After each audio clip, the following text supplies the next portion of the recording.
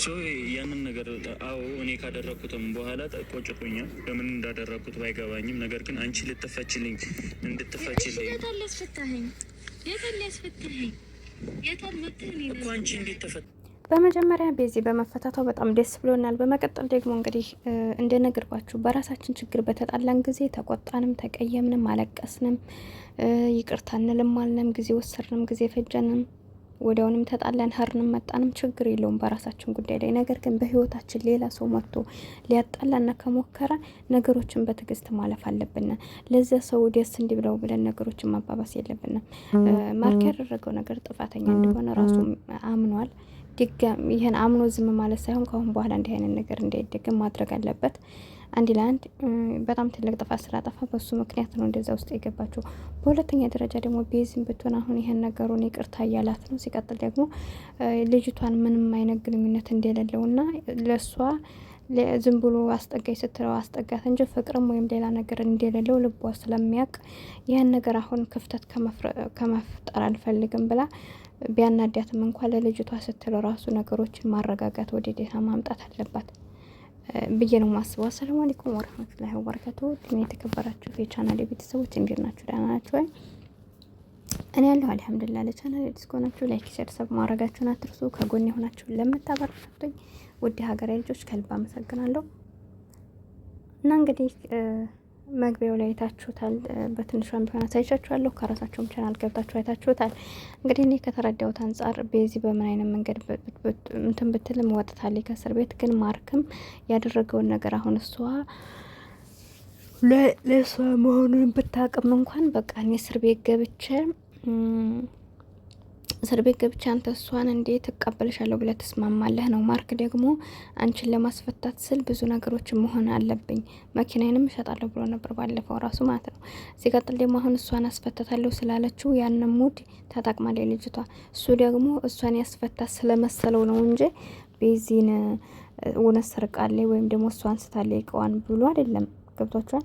ያንን እንዳልሆነ ቤዚም ታውቃለች። ነገር ግን ለምን እሻላት በሚለው ነገር ነው። እሷ ደግሞ እሱ የፈለገው ደግሞ ይህን ነገር በዚህ ተስማምቻለሁ ብሏት ወደ እሱ ከመጣይ በኋላ ልጅቱ ከተፈታይ በኋላ ቤዚ እስር ቤት ሳትሆን ውጭ ላይ ሆና ነገሮችን ማስተካከል እንችላል ብለው ነው።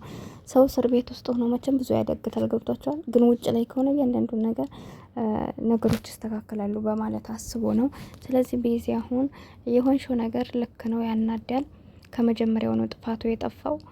ስለዚህ አሁን ላይ አንቺ ባልሽን የምትወጁ ከሆነ ያጠፋው ጥፋት እንደሆነ ሆኖ ይህ ለሁላችንም ነው። እኔም በሷ ቦታ ቢሆን ያናደኛል። ሁላችንም ብንሆን እንደዚህ ሲያደርጉን እንናድዳል። ነገር ግን ማሰብ ያለብንና አንድ ለአንድ ያደረገው ነገር ጥፋት ቢሆንም እንኳን ግን ለልጅቷ ቦታ መክፈት የለብንም። በቃ በእኛም ህይወት ቢሆን ማለት ነው። ስለዚህ ለእሷ ደስ እንዲላብላ እንዴት እንለያያለን? አንድ ለአንድ በውስጣችን የምናምነው ነገር የኛ ባል ወይም ደግሞ ማርክ አሁን ምንም አይነት ነገር ልጅቷን የሚወዳትም ወይም የሆነ ነገር የለውም። ይህም ማሮፍ ነው። እንኳን እሷ አብራው ሆና እኛ እንደምናየው ሌላ አይነት ግንኙነት የላቸውም። ብቻ ግን እሷ ቤተሰብ የለኝ ምናምን ብላ እንደ ሰውኛ ሊያግዛት አስጠግቷታል። ማስጠገቱ ደግሞ ልክ አይደለም። ልክ አለመሆኑ ደግሞ አይታችኋል። እንግዲህ ልጅቷን ቤዚ ደግሞ ለምን አስጠጋት ብላ በትክክለኛው መንገድ ስትናገር ውጭ ስትላት ያም ለመበቀል ብላ እቃ ጠፋብኝ ብላ እንግዲህ እነሱን ለማለየት የምጥረው ጥረት ነው። እሷን እስር ቤት አስገባይ በኋላ ደግሞ አብሬ መሆን እላለሁ። አብሬ መሆን ካልቻልኩኝ እሷን አላስፈታም። አስቡ እንግዲህ። ስለዚህ ምን አገናኘው? እሷን ሰርቃለች ብላ ነው አይደል እንዴ? ሰርቃለች ብላ እስካሳሰረቻት ድረስ ከማርክ ጋር ትሆንም አትሆንም ይሄ ሌላ ጉዳይ ነው። ከማርክ ጋር የመጣይበት የራሷ ጉዳይ። እሱ ጋር እሱን ለማጥመር ከሆነ በግልጽ አማርኛ ትናገር። ከዛ ባለፈ ግን ቤዚ እስር ቤት የገባችበት እቃዬን አንስታለሁ ብላ ነው። እቃ ያነሳችበት ሌላ ጉዳይ ነው። ልጅኛይቱ ልጅ ከማርክ ጋር ከሆንኩ አስወጣታለሁ የሚል ሌላ ጉዳይ ነው። እሷን ራሱ ተጠያቂ ያደርጋታል ይሄ ነገር ማለት ነውና ስለዚህ ማንኛውም ቢሆን እውነት ከሌላችሁ ምንም ብፈናጩ ምንም ማረጋችሁልን ገብቷችኋል። እና እኔ በጣም ክርም ይለኛልና መጥፎ ሰው ማንንም አያሸንፍም። ለጊዜው ሊጎዳና ይችላል። ነገር ግን መቼም ቢሆን አሸናፊ አይሆንም፣ ወዳቂ ነውና ሁሌም ቢሆን በትክክለኛው መንገድ ነው ነገሮችን ለራሳችሁም ልታደርጉ ፈልጋችሁም በቃ ስኬትን መድረስ ያለባችሁ በትክክለኛው መንገድ እንጂ እንደዚህ ዝም ብሎ በተንኮል መንገድ በቃ የሆነ እንደ ሸይጣን ሰውን ለመጣል የምናደርገው ነገር መቼም ቢሆን በጣም ብር ነው ወጥመን ራሳችን እንደምንገባበት አትጠራጠሩ። እና በዚህ እንግዲህ በምክንያት እኔ ሙሉን ቪዲዮ ስላላየሁት በምክንያት እንደወጣ አላየሁም። ያያችሁ ካላችሁ ኮምቱልኝ ማለት ነው። ግን እኔ ከተረዳሁት አንጻር እንግዲህ ካየሁት እዚህ ጋር ዋናው ነገር ማውጣቷ ነው። ሲቀጥል እንዳልኳቸው ማርክ ይቅርታ እያላት ነው። መጨረሻ ላይ ግን አንቺ ቤት ማርክ ደግሞ ይናደዳል። ገባችሁ አይደል? አንዳንድ ጊዜ በእርግጥ ሁላችንም ነን። ለምሳሌ አሁን እኛና እኔም በሆነ አጠፋለሁ። አጥፍቼ ግን ያንዳንድ ነገር ከኔ ውስጥ ላይ እነሱ የሚያስቡን ነገር እንዳልሆነን እያስረዳኋቸው ዝም ብለው ችክ ብለው ዘው የሚጨቃጨቁኝ ከሆነ የራሱ ጉዳይ የምል አይነት ሰው ነኝና እንደዚህ አይነት ነገር ላይ ደግሞ በብዙዎቻችን ይከሰታል። ማርክም አሁን በቃ አላት እምቢ ስትለው ግን በቃ ካላስ መጨረሻ ላይ ተስፋ ቆርጦ ሄደ። አያችሁት አይደል? እና የሰውን ጸባይ ደግሞ አብራችሁ ስትሆኑ እንዲህ አይነት ጸባይ ያለውን ሰው ብዙ እንትን ማለት የለብንም። ጥፋቱን ከመን አመና ነው። ድጋሜ ግን እንዲያደርግ ማስጠንቀቂያ መስጠት እንደገና ደግሞ እንዳልኳችሁ መጥፎ ነገር ከዛ ሴት ለምሳሌ እንደ አብረሻ አሁን ታጥቦ ጭቃ ነው። ዛሬ ይቅርታ ይላል ይመለሳል፣ ነገ ግን እሷ ጋር ነው። እንደዚህ አይነት ጸባይ ካለው ማርክም ይሄ ይቅርታ ሊባል የማይገባውም። ህይወታችሁን ዝም ብሎ እየተመሰቃቀለ መኖር ማለት ነው። ቆርጣችሁ ብትሄዱ ይሻላል ብዙ ሳትጓዙ ማለት። ግን ደግሞ ዛሬ ላጠፋው ጥፋት ከልቡ ተጸጽቶ ይቅርታ ካላችሁ ምንም አይነት ግንኙነት እንደሌለው እያወቃችሁ ነገሮችን ማካረር ተገቢ ነው ብዬ አላስብም። በቃ አንዳንድ ጊዜ እኮ እየመረረን ቢሆንም መዋጥ አለብን። ለምን ሆነ አይባልም። የሆነው ነገር ሆኗል ካላስ ላልሆነው ነገር ነው እንጂ ለሆነ በቃ እነዚህ ትፈላችሁ ትምራቅ መልሳችሁ ማውጣት ትችላላችሁ አትችሉም። ስለዚህ ለምን አደረገ ብሎ መጣላት አስፈላጊ አይደለም። በቃ የሆነው ነገር ሆኗል። ካሁን በኋላ ግን ከዛ ነገር ተምሮበት በቃ ዋጋችን ገብቶት ድጋሚ እንደዚህ አይነት ስህተቶች እንዳይመጡበት እንዲጠነቀቅ ማድረግ ነው ብዬ ነው የማስበው።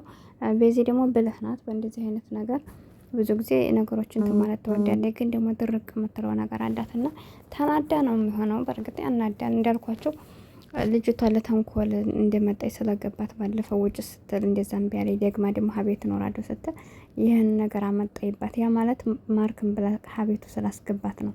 ያናድዳል ማናደዱ። እዛ ላይ ደግሞ እሷ እስር ቤት ገብታ እሱ እዛ ዋና ቦታ ሄደው ምናምን ሄኖክ እንደውም ጥሏት አይታቸዋል። እና አንስቶ እንደዛ ሲያረጋት ወዲ አንገቱ ልክ ሄርሜላ እንደምታደርገው በሰበቡ እየተጠጋኝ ማለት ነው። ሄርሜላን አይታችኋታል። ባለፈው ዋና ውስጥ እየዋኙ የሆነ እንደዚህ ልክ እንደነሱ ነው ፕራንክ ያረጋቸው። ወደኩኝ የሆነ ነገር እንትን ሞቴ ብለው እነሱ ሲያነሷት ከዛ በሰበብ አልኳቸው እንደዛ አደረገቻቸው። በዛውም ለሱ ያላትን ፊሊንግ አየ ማለት ነው ምን ያክል እንደሚጨነቅ።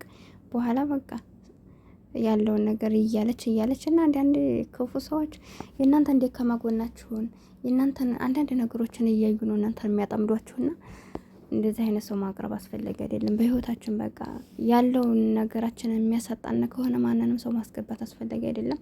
ማርክ ከዚህ ተማርበት። ቤዛ የምታረጋጊ ለነገሮች ዋናው ነገር አንቺ ሀቅሽ መውጣቱ ነው። ስለተመለሽ ደስ ብሎናል። ሌሎቻችሁም ካላችሁ ኮመንት ላይ ያስቀምጡልኝ። እናንተስ ምን ትላላችሁ? እኔም ስህተት ካለብኝ አረሙኝ። ቪዲዮ ወይም ደግሞ ላይክ አድርጉልኝ፣ አይከፈልበትም። ሰብስክራይብ አድርጉኝ። ለምታደርጉኝ ደግሞ ከልብ አመሰግናለሁ። እና ወዳችኋለሁ፣ አክብራችኋለሁ። አብሬያችሁ የነበርኩት ቲቡ ነኝ። በቀጣይ ቪዲዮ እስከምንገናኝ አሰላሙ አለይኩም ወራህመቱላሂ